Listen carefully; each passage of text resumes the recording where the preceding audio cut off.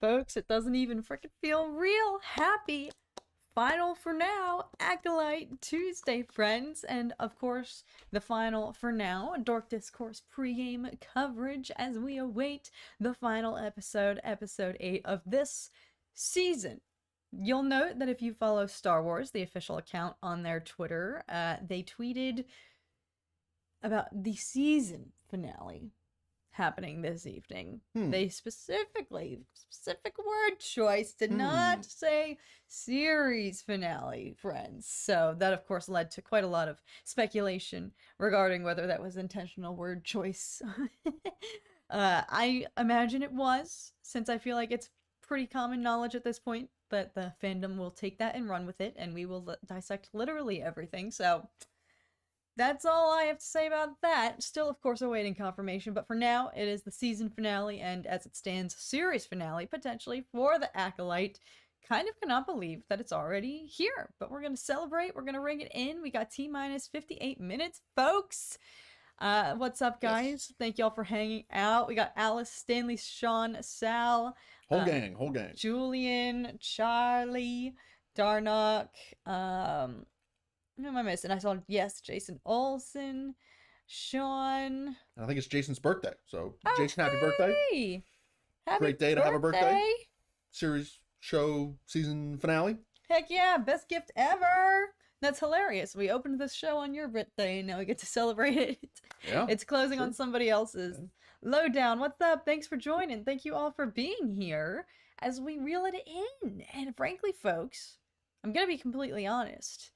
I am feeling a little bit uneasy that this is the finale, not because I'm anticipating bad things happening, tragedy, people maybe not making it out alive, but I'm a little bit, I genuinely have no freaking clue how they're going to wrap this up.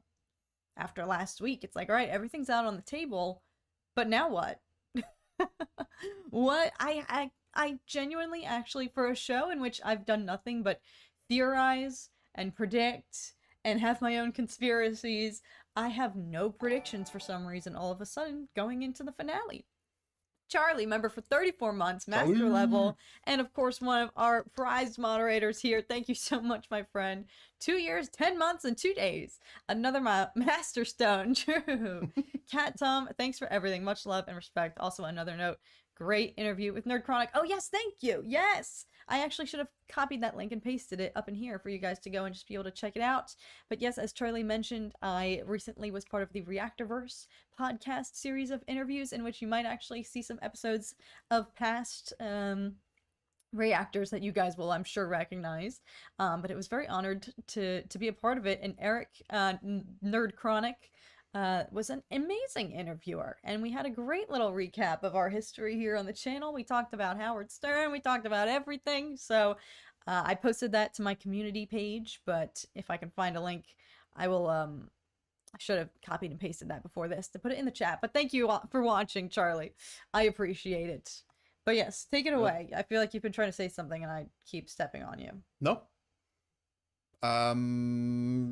Yeah, I mean, it's very, very interesting how they're going to wrap this up. I think kind of what we've been speculating on this show the entire time is that they're all probably going to die. That's true. Reminder, the alleged title for tonight, this episode, is called Doom, which to me implies death. Yeah. There's another clip from the last week's Dork Discourse that I don't know if it got posted, but basically it was summarizing that same thing, that since the beginning that this show came out, everyone basically said, okay, no one knows the Sith are back by the time we get to the Phantom Menace. So if there's going to be a bunch of Jedi fighting the Sith, 1 + 1 = 2, and they're all going to have to die if the Sith are going to stay secret from now until the time of the prequels. So we're in a situation now where all of the Jedi who have seen Chimere, the alleged Sith, are dead, except for Sol. The only other people are May and Osha. They're not Jedi. I know, but they're still eyewitnesses. Yeah, they're witnesses. So you've got Sol, May, and Osha who are witnesses. So if they all die, then problem solved. But if there is going to be a second season, they can do it in a way such that I think Soul has to die no matter what. I think Soul is toast. He's got to be toast. He's got to be out. But potentially Chimere and Osha survive, and Osha is now his new apprentice, and May dies, and they swap. Or the Sith Master, theoretical Sith Master that we haven't seen yet, comes in and kills them all. Chimere, May, Osha, Soul. I think they set it up in the previous episode that Osha or Soul and May are going to show up to unknown planet and rendezvous with Osha and Chimere. So I think we're going to get all four of them in the same spot in this episode. But yeah, in all likelihood, the majority of them are not making it out alive. I would think. I have truly no guesses. For once, I'm stumped. So I'm going to read some of your guys' suggestions. Jack says, I'm going to call it that Osha kills Soul. And then either Osha or Chimere kill May. And Osha becomes Chimere's acolyte, but I'm probably super wrong.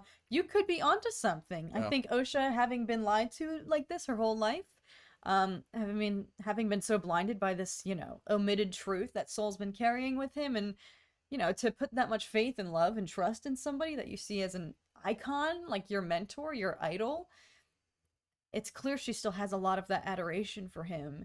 So if and when she learns this truth, it's not going to be pretty. Yeah, she's already been seduced to the dark side. It's over for her, y'all. Literally. If she put that helmet on, it's done. It's over. Yeah, the foundation is there. If she gets told the actual truth, Chimere basically insinuated that she got kicked out of the Jedi Order, not leaving willingly, and the whole reason she made it to the Jedi Order was under a lie, and the Jedi are responsible for the death of her sister for 16 years and the death of her mother, and she just finds out about it.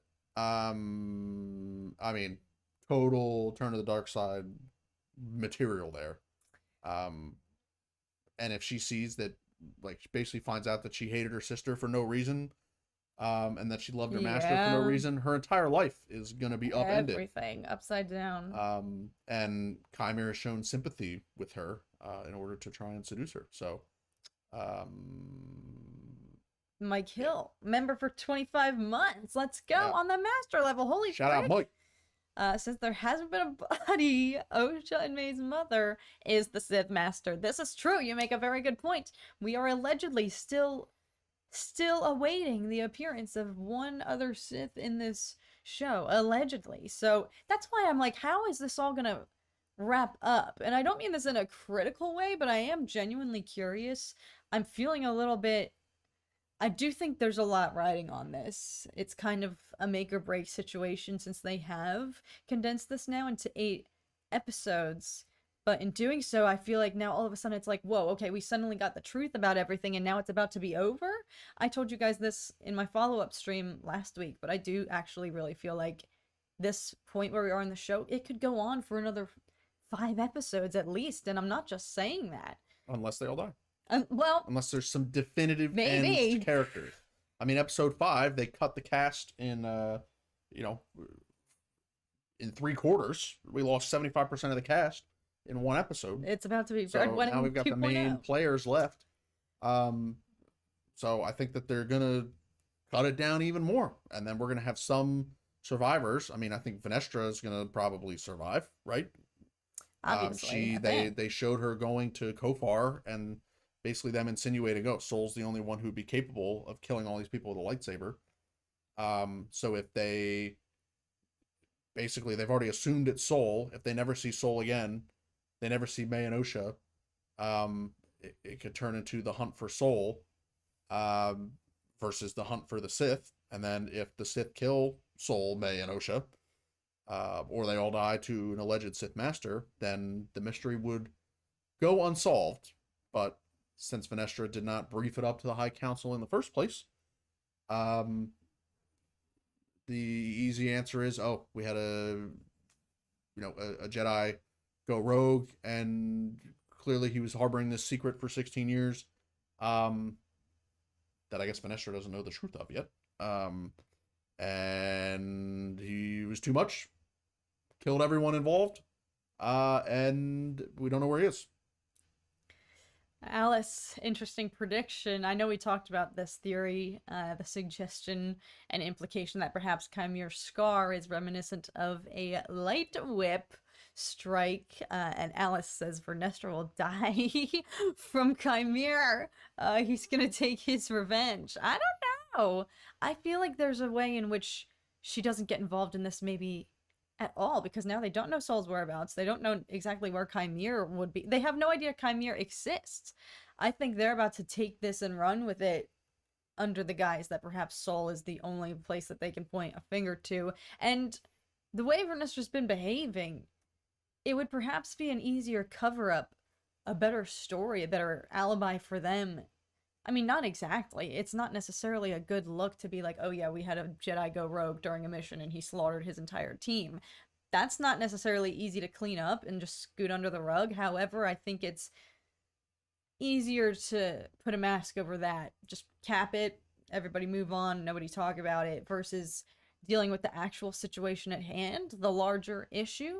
Yes, she does allude to that this could be something to tip the scales. I think she wants to go there and maybe believe that this could be a larger issue for them, but everything about her character as of yet has suggested that she's just trying desperately to cover things up. So I can see them trying to, I think it would be the easier way out to implicate Sol here, to pin this on him. If they can't find him, if they go rogue, if, he's gone rogue, they have no idea where he is, and I think we know now he's going with May to retrieve Osha and, confront her and Chimere. I kind of can foresee Vernestra not necessarily uncovering any of this, and they just go that way out, which would be really extremely heartbreaking, because Sol has been such a likable character. I still stand by him and love him and worship him after the events of last week. Yes, even though we learned the painful truth and got that painful pill to swallow, it would still be utterly heartbreaking if that's how his reputation ended, if they were to throw him under the bus here for the purposes of easiness, He's been living under a false guise for the last 16 years. Yeah. He's got blood on his hands. And the total... And not just the blood of, technically, Mother Anastasia is the sole person that his blood is on. But if he and Torben didn't go back and intervene and involve themselves in the coven, then it would be totally different. And all the coven women would still be alive and well, but now they're not. So, I mean, Sol, technically, like Indara said, is... technically they didn't lie. They just lied by omission in saying that, we went and we saved the children, but no one else made it. Right? That's technically we saved Osha, but no one else made it out. Is a true statement. But there's a lot more of stuff missing from that statement to give full context.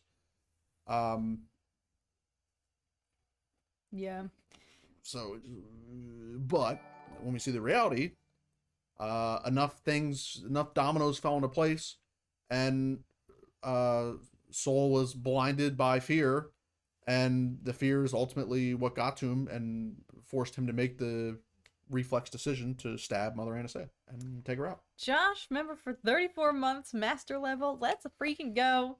So many of you guys hitting so many crazy milestones. I can't stay for the stream. I will catch up on it in the episode later. Hope it doesn't happen, but Sol isn't gonna make it. Take care, everyone. See you in the next one. Stop it. I think we're unfortunately all on the same page. However, Lord Fowl makes an interesting point. Sol is either going to be killed or he's going to be used as a scapegoat. I think there actually is a scenario there in which Sol catches on to the fact that he looks like the guilty party in all of this. There could be a scenario in which Sol maybe survives, No, I think he's dead, and they use him as a scapegoat. Ah, Like Vanestra, double like whammy? you said, Vanestra's not going to find him. He Yes, but that's why disappears. I'm suggesting there could He be a turns off the scenario. transponder. There could be a scenario in which he knows he can't go back and will therefore go rogue and just disappear entirely into exile, which in some ways I think could be even more unfortunate because now he's suffering the same fate as the rest of his companions did, with the exception of Indara, of course, you know. But it kind of would be almost like a poetic justice for the rest of them because he and Undara were seemingly fine and, you know, their careers weren't necessarily inhibited following the cover up on Brendog versus, you know, Torben had to live with that and we know what happened with him and he took on quite a lot of that guilt and was never the same, never looked back. And Kilnaka, as some of the lore has suggested, probably took immense guilt for being labeled as a Mad Claw, which is the term used against Wookiees who weaponize their claws, which I didn't know this. You're not allowed to do that as a Wookiee. It is illegal for them. I didn't know either. Very highly frowned upon to use your claws in a violent fashion, which of course he did not under his own authority, but you know, he scratched up Torben pretty badly. So Torben and Kelnaka took quite a lot of the brunt and were pushed to the brink there, versus Sol and Indara continued to pretty much go on as business as usual. It would almost be poetic justice if Sol then had to carry a similar burden, knowing he can never go back to the Jedi or show face there again, and can't help them prevent, now that he does know the truth, can't help them prevent, you know, the rise of the Sith, this underbelly here that's rumbling.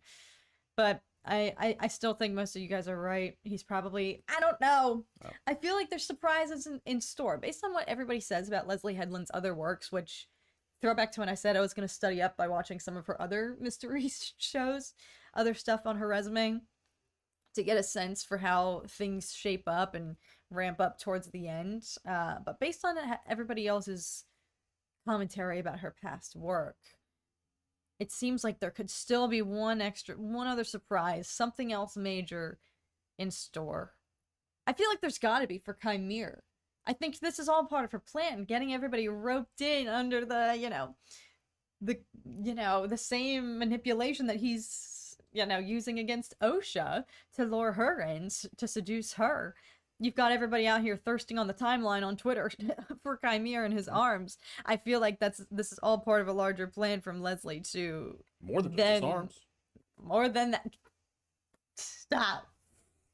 We've seen like 98% of Chimere. Stop it. So it's more than just his arms. I don't want to talk about that. But I think you're right. They are setting it up to where there's going to be some major surprise. And I think the perfect, a really good way to end it is that they all go incognito and are on this unknown planet. And then the true Sith Master comes in and cleans up the mess that his stupid, irresponsible, undisciplined apprentice, Chimere, the mess that he decides to make. And Sith Master comes in, plays total cleanup, wipes them all out, maybe even Chimere. Maybe. And puts an end to the mess that Chimere has seemingly created. Chimere, maybe this could be an explanation for his behavior and the total 360 that, was his performance following the absolute just brutal slaughter of everybody on Kofar, to where we see him with Osha now that he's back in his own turf, back in his dojo, and he's got her right where he wants her. I kept debating, like, what the frick, how can you explain such a severe pivot in his demeanor, going from dehumanizing the frick out of the Jedi to then suddenly he's all calm and collected and giving Osha all these opportunities to leave. Yes, under the illusion that she has this sense of choice, but he knows, he said it himself. He showed his face. He risked everything, risked that leverage, and then had to kill all of them in order to cover that, yet he doesn't. He knows he failed in that regard. He said it himself that he had no choice and knows that he failed. So could this suddenly laissez-faire behavior speak to the fact that he knows it's only a matter of time for him? Like, yeah. I a don't good point. understand why he was so calm and collected, especially knowing that Soul is still out there, as is May, since I think he was able to deduce that, they switched up. She impersonated OSHA and whatnot. He still has witnesses out there. His cover's blown. How does he know Soul's not on his way right now to go back to Coruscant and report everything? Perhaps Chimere already knows that he's finished, and that's why he's telling OSHA, do it, kill me. He's got nothing really essentially to lose. Yeah, and OSHA even confronts him about it. She's like, did you kill Soul? He says no. Did you kill May? He says no. So she's basically pressing him on, like, did you kill everyone? And he owns up and says no. So you're right. He could just be thinking, literally, I'm dead unless I have help fast to help fight the Sith master that's going to come take me out to the woodshed. So maybe it is a fear thing, and he's trying to recruit help, a new acolyte in a real quick turnaround. So that when the master does show up, he has some backup, and it's not just him. He's got the B team. Yeah. Maybe, but that's a very last-ditch effort on his part. Jerry, thank you so much for joining us. Good to see you. Late to the party, but I'm here. It's just been a rough few days. Sorry to hear that, my friend. Sorry to hear that, Jerry. Hopefully things look up, and hopefully the finale tonight can maybe turn that around a little bit. Although it is sad, how did the show fly by so quickly? It's already over, and now we gotta wait for December, allegedly, for Skeleton Crew. If that's a real thing. I'm not gonna go on that tangent anymore. I'm done. I'm gonna wait it out. I'm gonna ride this wave. But no, it's sad. It's a great night. It's exciting. The finale, anything could freaking happen. This could totally, I don't know. I feel like that's my only conclusion when I don't even have my own predictions necessarily. It's like whatever happens, I feel like it's just gonna be shocking, mind-blowing, surprising. If I have no ideas, if I have no predictions going in, then it's gotta be, I don't know, if it's unpredictable for a show, as Alice said, week after week, it's been so fun to theorize, and I've had nothing but ideas, and my brain's been racing, with theories and whatnot. So for a show that constantly the debate has been all this fun imaginative discourse generated by the fans, to suddenly boil down to this and I have no ideas of my own, I don't know. Well, let's have fun. If it is gonna be a Sith master, who is it? Is it someone we know? I don't know. Is it someone we don't know?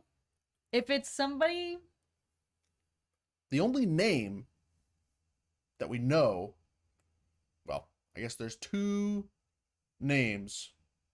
Well, technically three names if you count the Rise of Skywalker book, I guess, of Sith that have existed before the prequels. In canon. In legend, there's a bunch.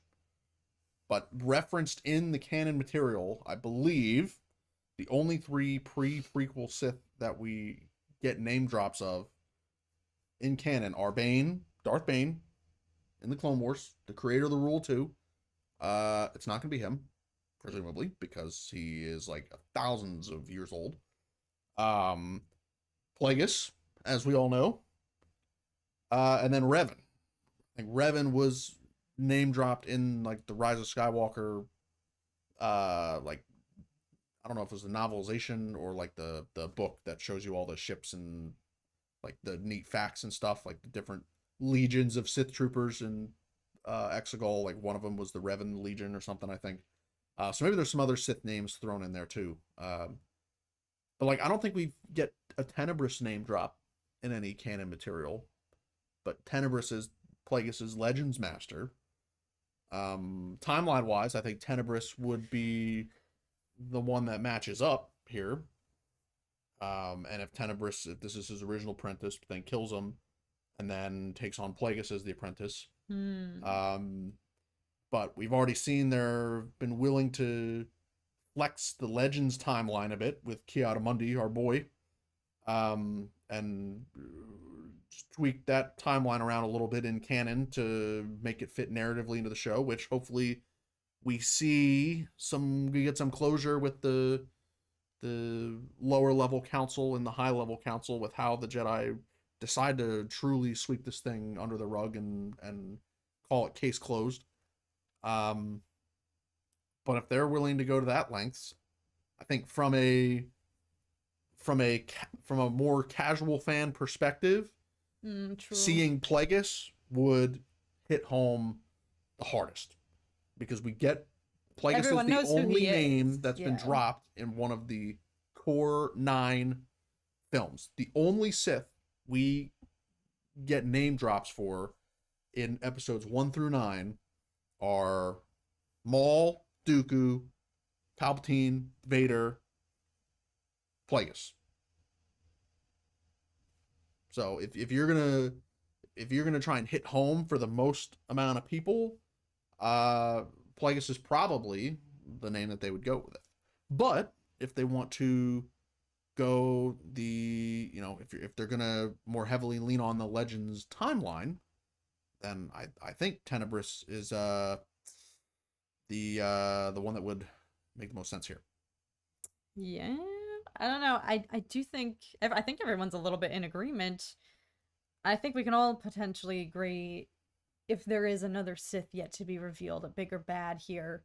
Which, this is why I'm like, I can't believe this is all boiling down to this with only one episode.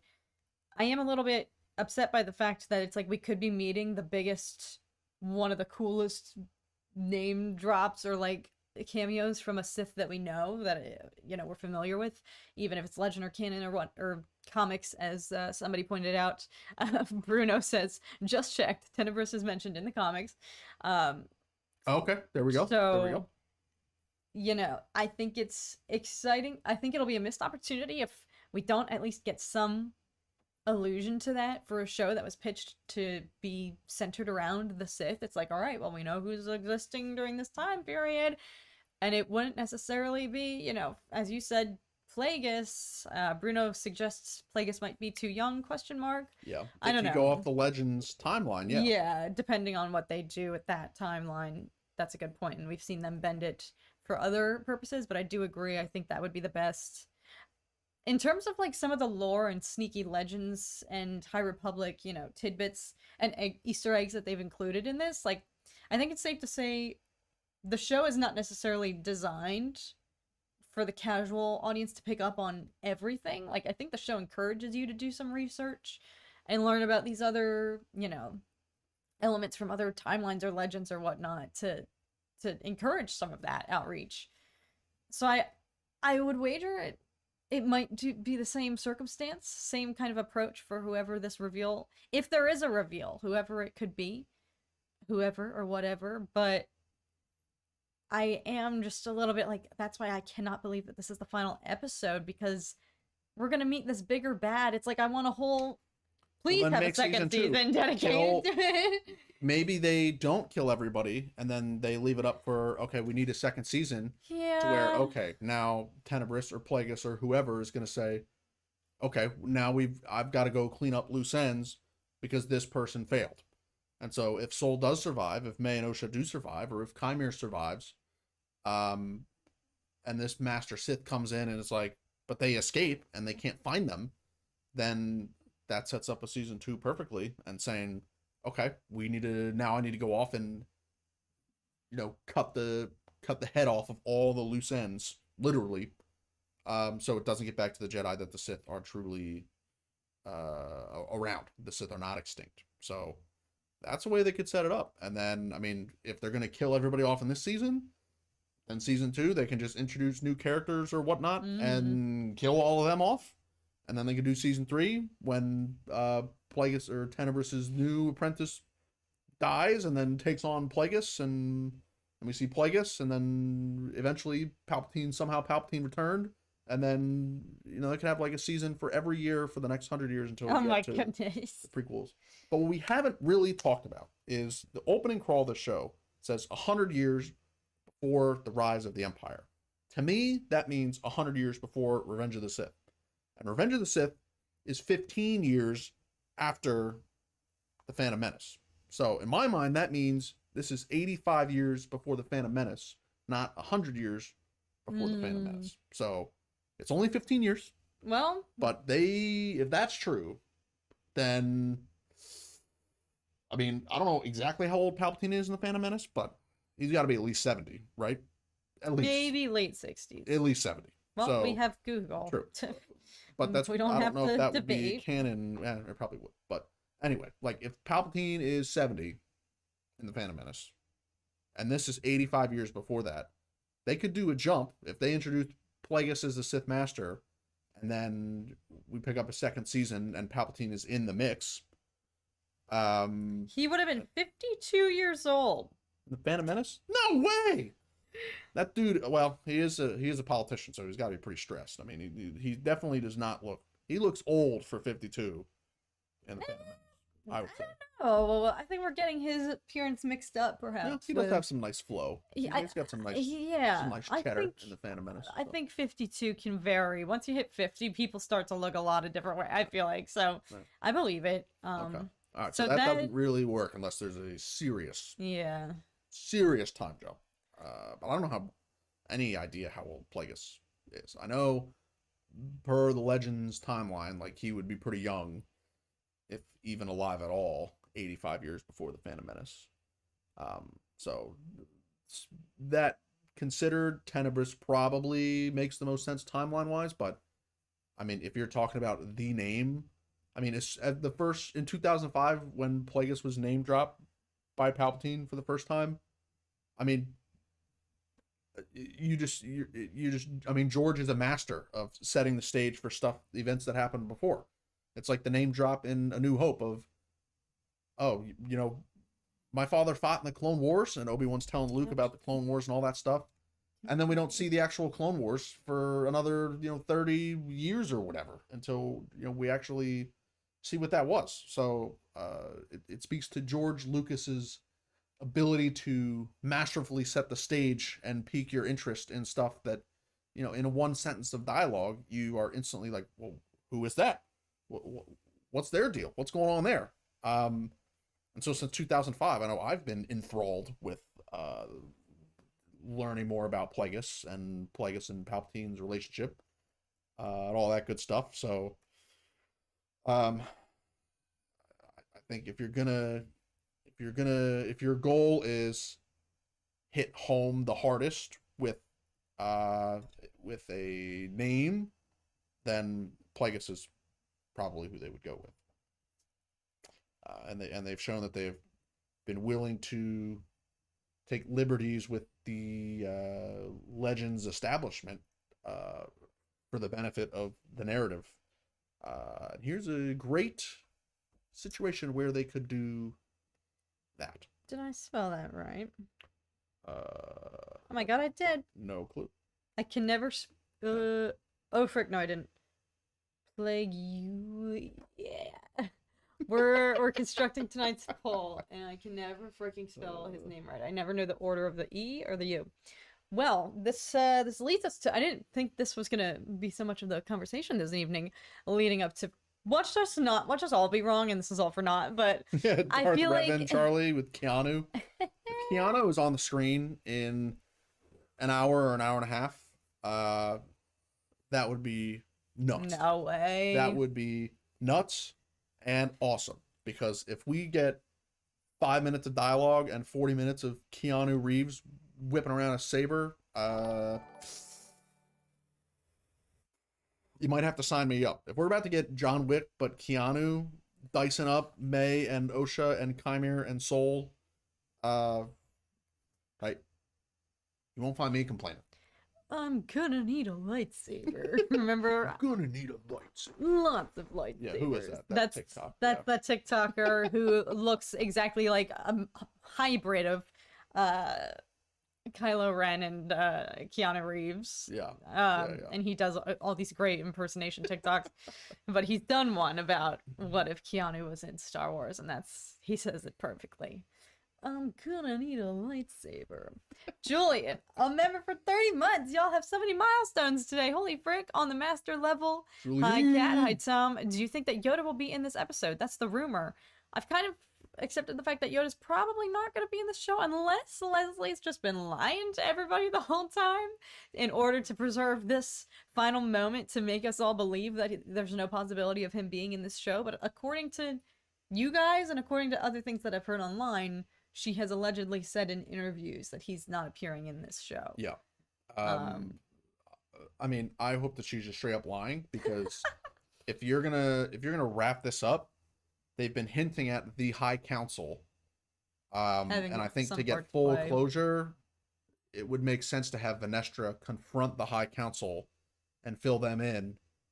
And then, if depending on how she phrases it, then she's painted as the bad Jedi, and not Yoda or anyone else on the High Council. So I think that's a way to, clean this up in a way that doesn't degrade how we feel about the Jedi by the time we get to Phantom Menace, is particularly Yoda, but then also paints Venestra as the shady one.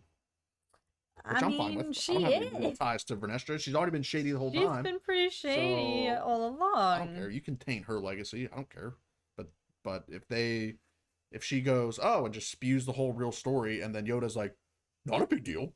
Shut your mouth, you will. And then shuts it down. Then it's like, okay. People would like that a lot. Yeah, no, that would be bad. But yeah, I think that could start a rift. Who knows? Yeah. That's why it's like, I'm perfectly fine if Yoda's not involved in this, because I know there is a delicate matter when you handle beloved characters. Someone as wise as him, who I think people make the argument most often that he himself, having been so tuned in, how could he, of all the Jedi, have also been blinded, to the truth of the matter that was under their nose the whole time? Like, that's why I feel like it's a very slippery slope if he were to be involved in here. Like, I would buy it, and it wouldn't rub me the wrong way at all if the Jedi here on the smaller level of the totem pole tried to brush this under the rug, in the hierarchy of, authority here.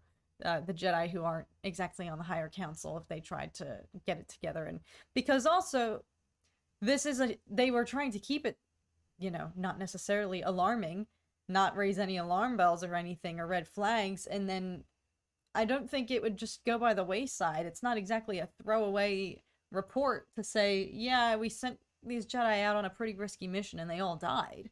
That would draw the eye, I feel like, of the higher council, especially when I feel like during this period in the timeline, that's not exactly happening for Jedi. I don't think all of them being wiped out at once, so I think it's believable that they try their hardest to keep it which would only make things more gutting. The sacrifice, the loss of, like, characters like Yord and Jeki and all the other Jedi who went to go there. That would just be one final, I feel like, punch to the gut, knowing that they sacrificed themselves like that, and then the Jedi very unceremoniously just cover it up and push it to the wayside. Is tragic. Well, that would be. That's what I'm saying. Beautiful.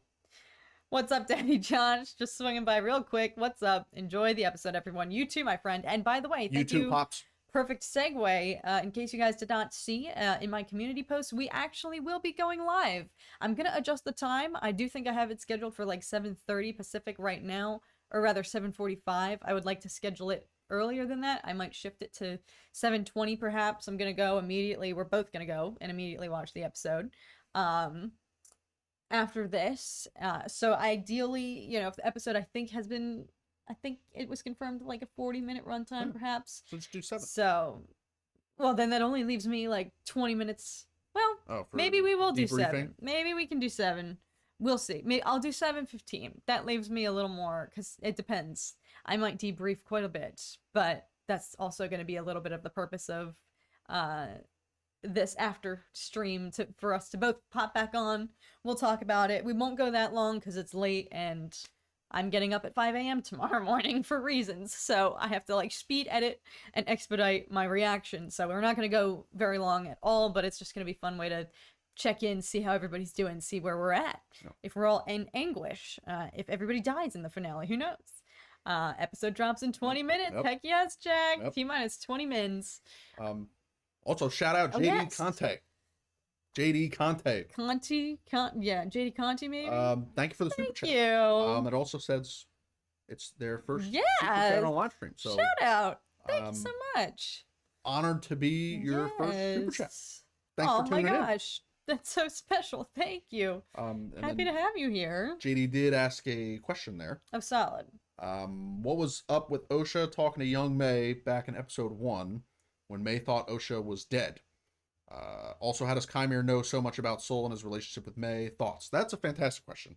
I think what we got in the last episode is that May probably thinks that Osha got killed As well. by the Jedi.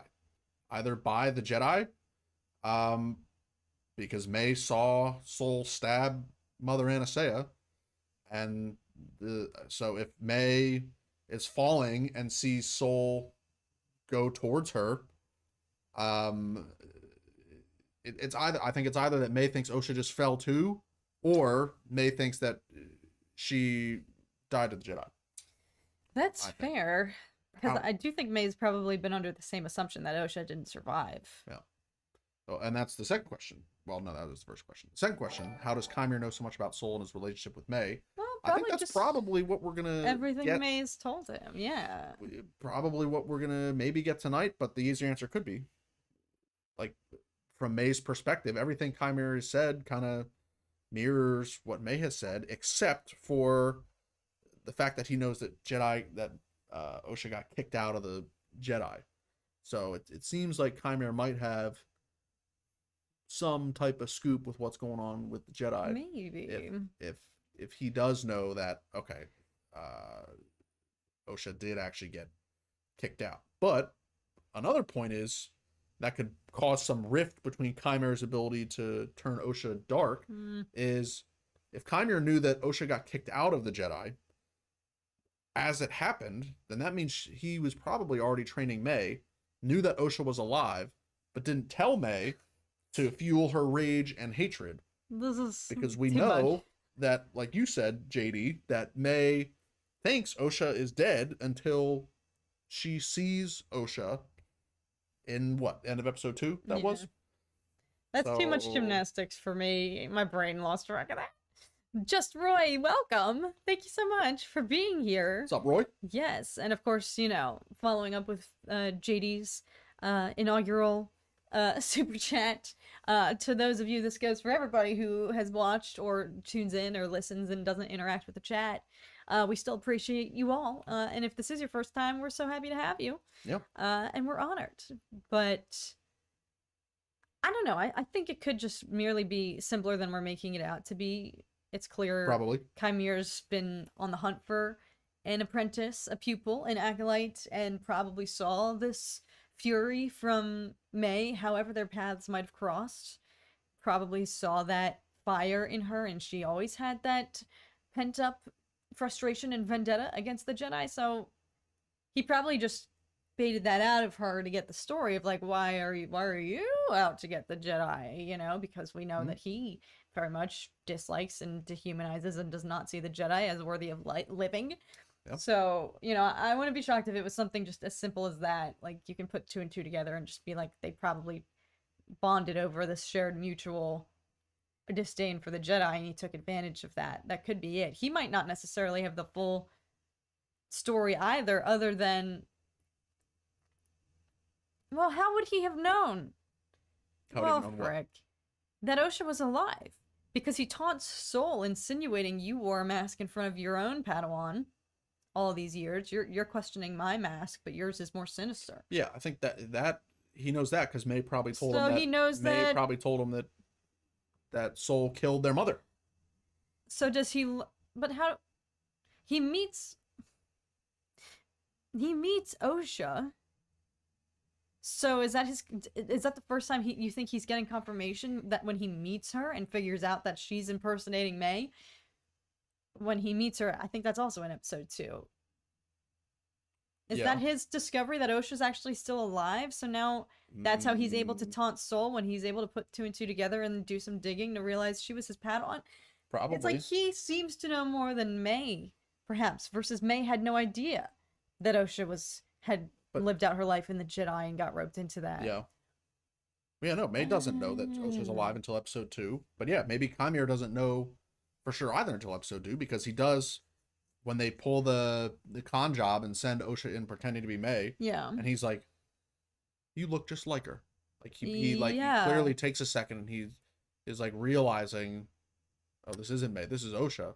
But is that the means that discovery? Osha survived, Yeah. which means that May doesn't know the truth, which means that the Jedi didn't kill Osha, which means that the Jedi took Osha. The only explanation is they took Osha, and he knows Soul was there, so if Soul didn't kill Osha, then Soul must have trained Osha. He knew it was her because of the mark on her forehead. Right. Osha does not have one. Yeah. So I guess I guess that's my curiosity. Was that him discovering right then in that moment that she survived? And would he have withheld that from me? I don't know. But there is a lot of questions. There's a lot, here and we're gonna gotta figure out. We're gonna find out. The episode comes out in T-minus 13 minutes this evening, folks. We are going to actually, yes, Victor, about 15 minutes. Yep. I can't wait. Yep. We're actually going to sign off a little bit earlier this evening so that we can go get prepped. Normally, I know we go till like right as the episode drops. But I kind of, since we're going live immediately after, I don't want to burn the candle at both ends and have no time in between to react. So I think we're actually going to sign off here on the note of there's still so many questions. We're gonna friggin' find out, and we're gonna see you guys immediately afterwards. I am gonna change the stream time disregard. I do think it says like 7:45 Pacific time. Probably gonna change that to 30 minutes earlier, 7:15. That should be ample time for all of us who's gonna watch it right out of the gate, and for me to finish up my commentary and then immediately just go live again with you guys. So we won't be parted for too long. We'll see what's in store. But we'll see you guys on the other side. Yes. Very, very literally so soon. Yes. And there's a separate stream already created, right? Yes, it is a separate link. You should be able to find it and join it and see it there. So, as Kat mentioned here, we'll adjust the time based on when the episode ends and what her reaction timeline is like. But then when we're ready, we'll go live on that stream and we'll have an after party. Yeah. Hopefully it's an after party. Hopefully it's not a funeral, memorial service. We'll see. On that note, a somber party. We will see you guys on the other side. Enjoy the episode, my friends. Cannot believe this is our last little pregame, but I'm excited to catch you guys afterwards. We've not really ever done that, I don't think. Gone live immediately following an episode. So stay tuned. We'll catch you guys there if you're able to stay up that late. But if not, thank you guys so much for watching. I hope you guys have a great rest of your day, night, morning, evening, 3 a.m., wherever you may be. Enjoy the episode. We'll see you on the other side very, very soon. Also, we didn't talk about the poll, but like near 30-30, like... Yeah, it could be anything. Even split. Tenebris with the slight edge. Could be anybody. We shall see. We shall see. All right, we're actually going now. Bye, friends. Enjoy. Enjoy. See you soon.